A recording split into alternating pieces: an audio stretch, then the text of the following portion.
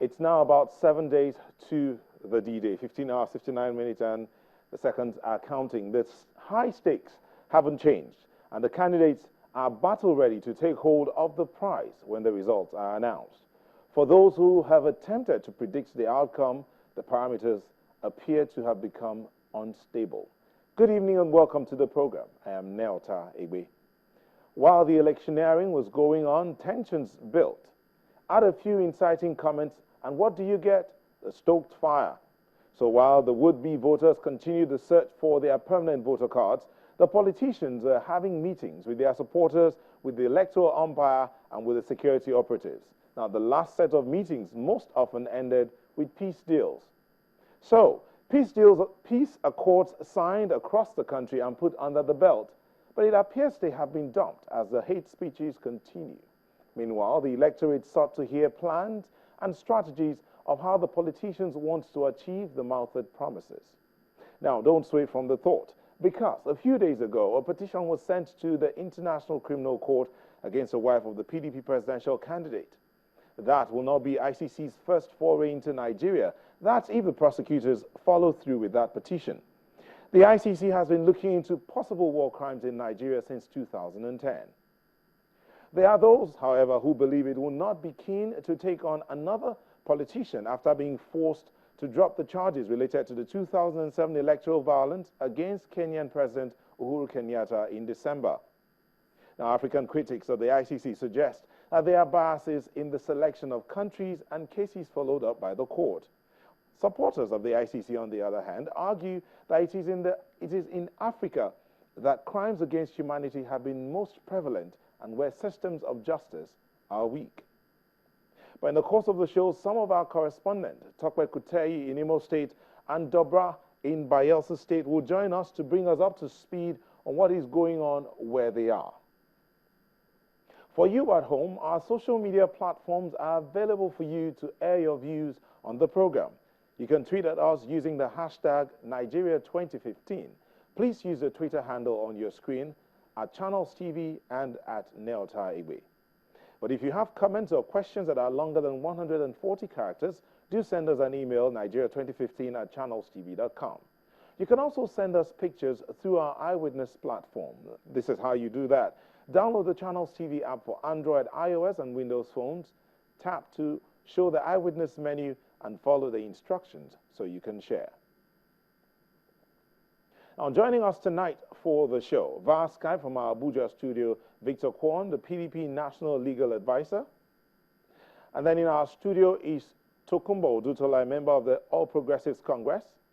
And then from The Hague, Pakiso Mochochoko, Director of Jurisdiction, Complementarity and Cooperation at the International Criminal Court in The Hague. But before we go into our discussions, let's look at the relationship between Nigeria and the International Criminal Court. On the 17th of July 1990, the International Criminal Court reached a historic milestone when 120 states adopted the Rome Statute, the legal basis for establishing the permanent International Criminal Court. About 122 countries had signed the treaty. Nigeria is also a signatory. The court has jurisdiction in accordance with this statute with respect to crimes of genocide, crimes against humanity, war crimes, and the crime of aggression.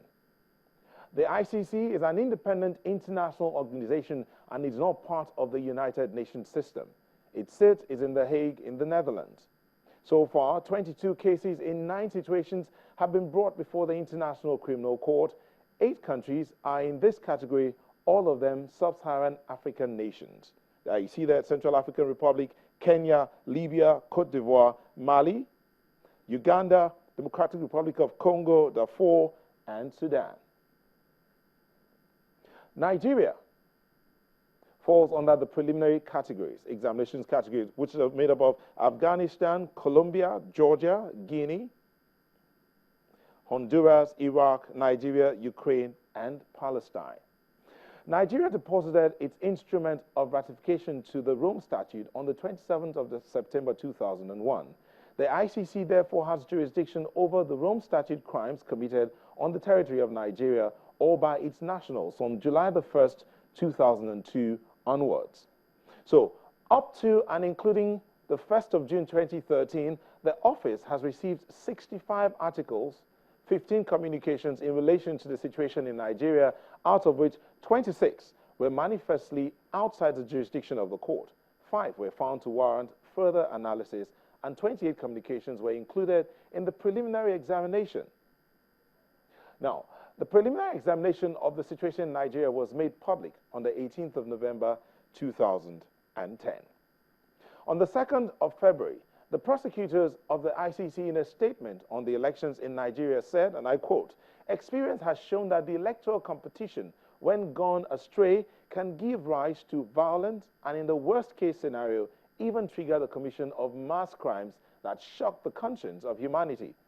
Any person who incites or engages in acts of violence, including by ordering, requesting, encouraging, or contributing in any other manner to the commission of crimes within ICC's jurisdiction, is liable to prosecution either by a Nigerian court or by the ICC." And this particular quote says, "No one should doubt my resolve, whenever necessary, to prosecute individuals responsible for the commission of ICC crimes." That's credited to the ICC prosecutor Fatou Bensouda on the 2nd of February 2015.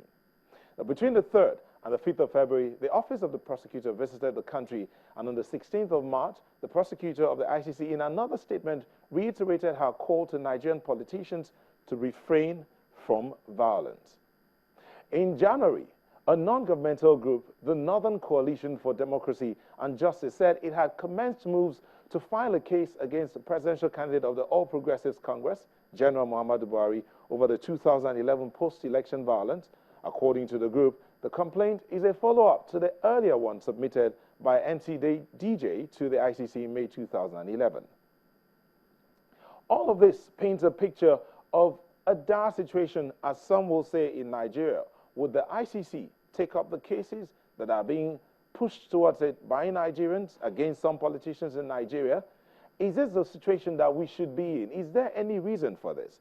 Vis-a-vis the peace accords that have been signed, are they even followed through at all? Would these be grounds for the ICC to step in? Is that necessary to put Nigerian politicians in check? All of this we'll hope we'll get answers to today on the show. We'll be back after this break to continue our conversation.